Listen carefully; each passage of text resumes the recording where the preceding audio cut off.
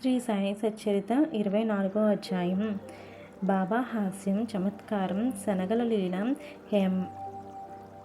హేమట్ పంతు, సుధామ, అన్నా చించినికర్, మావీసీబాయి అనుభవములు. ఈ అధ్యాయంలో వచ్చే అధ్యాయంలో కానీ ఫలానిధిని చెప్పదమనుట ఒక విధంగా అహంకారమే. మన సద్గురుని పాదములకు అహంకారమును సమర్పించగన గాని మన ప్రయత్నమందు జయం పొందదము. మన అహంకార రహితులు అయినచో మన జయము నిశ్చయము. సాయిబాబాను పూజించుటయే ఇహపర సౌఖ్యములకు రెండింటినీ పొందవచ్చును. మన మూల ప్రకృతి యందు పాతుకొని శాంతి సౌఖ్యములను పొందెదము. కాబట్టి ఎవరైతే మన క్షేమమును కోరెదరో వారు గౌరవార్థములను సాయిబాబా లీలలను వినవలను, మనము చేయవలను. దీన్ని నెరవేర్చునచో వారు సులభముగా జీవిత పరమావధిని పొందెదరు, తుదకు మోక్షానందమును పొందెదము. సాధారణంగా అందరూ ఆ హాస్యం, చమత్కారం అన్న ఇష్టపడెదరు, కానీ తాము హాస్యపదులొకటుకు ఇష్టపడరు. కానీ బాబా చమత్కార మార్గం వేరు. అది అభినయంతో కూడినది, చాలా సంతోషదాయకంగా నీతిదాయకంగా నుండిది. కావున ప్రజలు తాముకు వెక్కిరింత పాలైనప్పటికీ అంత బాధపడేవారు కాదు. హేమట్ పంత్ తన విషయంని ఈ క్రింద తెలుపుచున్నాడు. శనగల కథ. షిరిడీలో ఆదివారం నాడు సంత జరిగేది. చుట్టుపక్కల పల్లెల నుండి ప్రజలు వచ్చి వీధుల్లో దుకాణం వేసుకొనిరి. వారు సరుకులు అమ్ముకొనిచుండేవారు. ప్రతిరోజు మధ్యాహ్నం 12 గంటలకు మసీదు నిండుచుండెను. ముఖ్యంగా ఆదివారం నాడు కిక్కిరిసిపోవచుండెను. ఒక ఆదివారం నాడు హేమట్ పంత్ సాయిబాబా ముందు కూర్చుని బాబా పాదములొత్తుచు మనస్సునందు జపం చేయుచుండెను. బాబా ఎడమవైపు శ్యామ, కుడివైపు వామనరావు ఉండిరి. శ్రీమాన్ బూటి, కాకా సాహెబ్ దీక్షిత్ మొదలగు వారు కూడా ఉండిరి. శ్యామ నవ్వుచు అన్నా సాహెబ్తో, నీ కోటుకు శనగింజలంటున్నవి చూడుము అనిను. అట్లనుచో హేమట్ పంత్ చొక్కా చేతులను తట్ట శనగింజలు నేలరాలిని. హేమట్ పంత్ తన చొక్కా ఎడమ చేతి ముందు భాగమును చాచెను. అందరికీ ఆశ్చర్యం కలిగినట్టు కొన్ని శనగింజలు కిందకు దొర్లుట ప్రారంభించాను. అక్కడున్న వారందరూ ఏరుకొనిరి.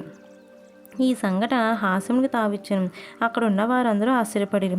ఎవరికి తోచినట్లు వారు శనగలు చొక్కా చేతులు నెట్లు ప్రవేశించి ఉండునో ఊహగానం ఆరంభించిరి.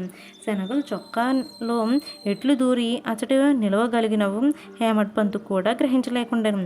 ఎవరికి సరి అయిన సమాధానం తోచక జవాబునివ్వనప్పుడు అందరూ ఈ అద్భుతమైన ఆశ్చర్యపడుచుండగా బాబా, వీనికి తానొక్కడే తిని దుర్గుణము ఒకటి ఉంది. ఈనాడు సంత రోజు శనగలు తినుచు ఇక్కడికి వచ్చినాడు. వాని నైజం నాకు తెలియను. ఈ శనగలే దానికి నిదర్శనం. ఈ విషయంలో నేమి ఆశ్చర్యం ఉన్నది అనిరి. హేమట్ పంత్, బాబా, నేనెప్పుడు ఒంటరిగా తిని ఎరగను. అయితే ఈ దుర్గుణం నాపై ఏల మోపెదవు. ఈనాటి ఎన్నడూ షిరిడీలో సంత నేను చూచి ఉండలేదు. ఈ దినం కూడా నేను సంతకు పోలేదు. అట్లయినచో నేను శనగలు నెట్లు కొని ఉంటిని. నేను కొనున్నప్పుడు నేనెట్లా తినియుందును? నా దగ్గర ఉన్న వారికి పెట్టకుండా నేనెప్పుడూ తిని ఉండలేదు. బాబా, అవును, అది నిజమే. దగ్గరున్న వారికి ఇచ్చేదవు. ఎవరునూ దగ్గర లేనప్పుడు నీవు కానీ నేను కానీ ఏమి చేయగలం? కానీ నీవు తినుటకు ముందు నన్ను స్మరింతువా? నేనెల్లప్పుడూ నీ చెంత లేనా? నీవేదైనా తినుటకు ముందు నాకు అర్పించుచున్నావా? నీతి. ఇందులో నీతి ఏంటంటే, ఈ సంఘటన బాబా ఏమి చెప్పుచున్నారంటే జాగ్రత్తగా గమనించండి.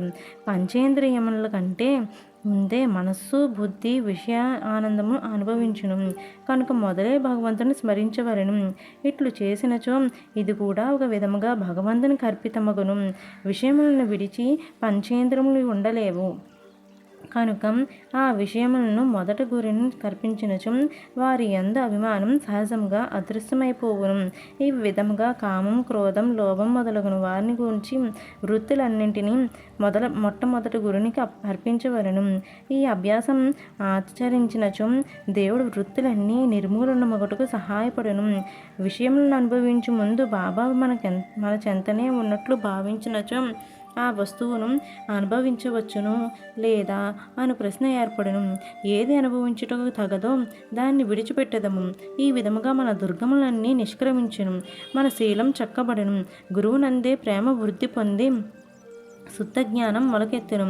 ఈ జ్ఞానం వృద్ధి పొందినప్పుడు దేహబుద్ధి నశించి బుద్ధి చైతన్య గగనమును ఘనమును లీనమగును. అప్పుడే మనకు ఆనందం సంతృప్తి కలుగును. గురువునకు దేవునకు ఎవరు భేదం నెంచెదరు, వారు దైవం నెచ్చటకు చూడలేరు. భేదములన్నింటినీ ప్రక్కకు తోసి గురువును దేవుని ఒకటిగా భావించవలను. ఈ ప్రకారంగా గురువుని సేవించినచో భగవంతుడు నిశ్చయంగా ప్రీతి చెందెదరు. మన మనస్సును స్వచ్ఛం చేసి ఆత్మసాక్షాత్కారం ప్రసాదించును. క్లుప్తంగా చెప్పిందేమనగా, మనం గురువుని స్మరించినదే ఏ వస్తువును పంచేంద్రియములతో అనుభవింపరాదు. మనస్సును ఈ విధంగా శిక్షించినచో మనం ఎల్లప్పుడూ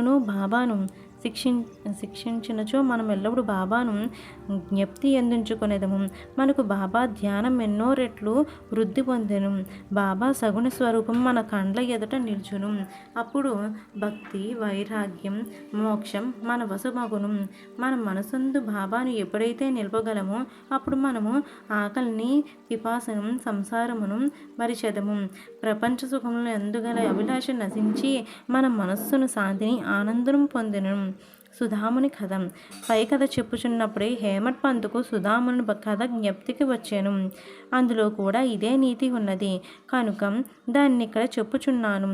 శ్రీకృష్ణుడు, అతని అన్న బలరాముడు మరియు ఒక సహపాఠి సుధాముడు అనేవాడు గురువగు సాందీపముని ఆశ్రమంలో నివసించుచుండిరి.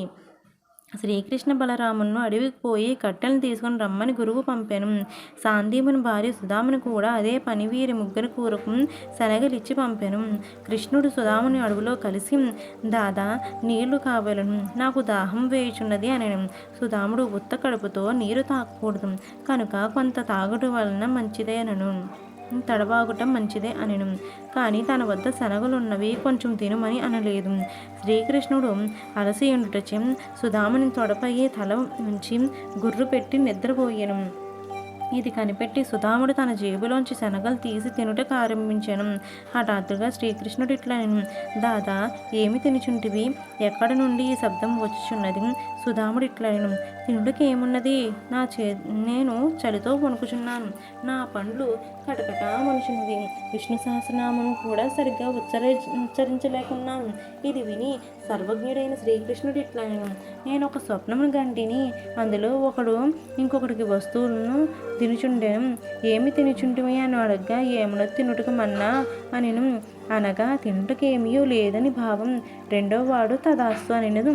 దాదా ఇది ఒక స్వప్నం, నాకు ఇవ్వకుండా నీవేమియో తినవని నాకు తెలియను, స్వప్న ప్రభావంచే నీవేమి తినుచుంటివని అడిగిని.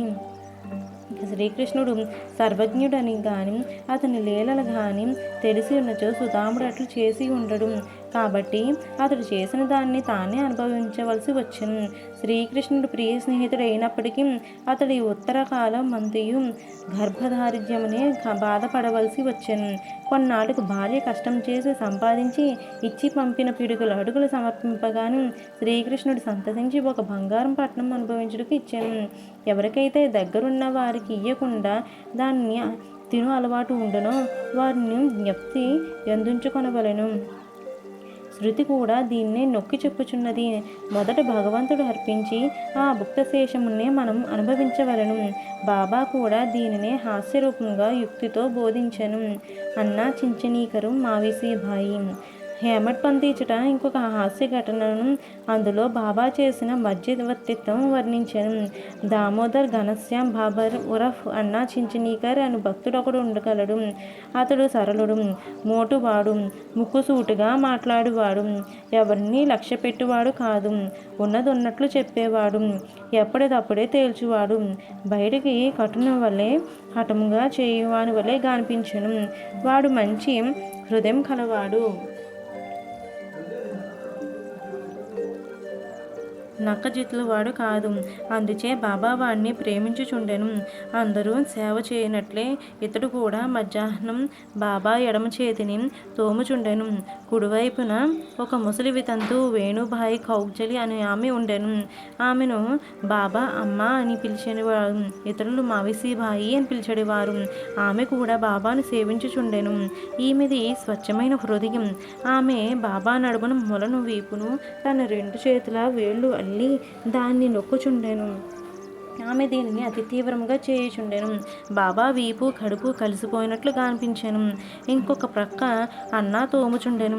మావిసిబాయి ముఖం కిందకు మీదకు చుండెను. ఒకసారి ఆమె ముఖం అన్నా ముఖమునకు చాలా దగ్గరగా పోయాను. హాస్యమాడు నైజం కలుగుదగటచే ఆమె ఓహో అన్నా చెడ్డవాడు నన్ను ముద్దు పెట్టుకొనుచుండకు ప్రయత్నించుచున్నాడు.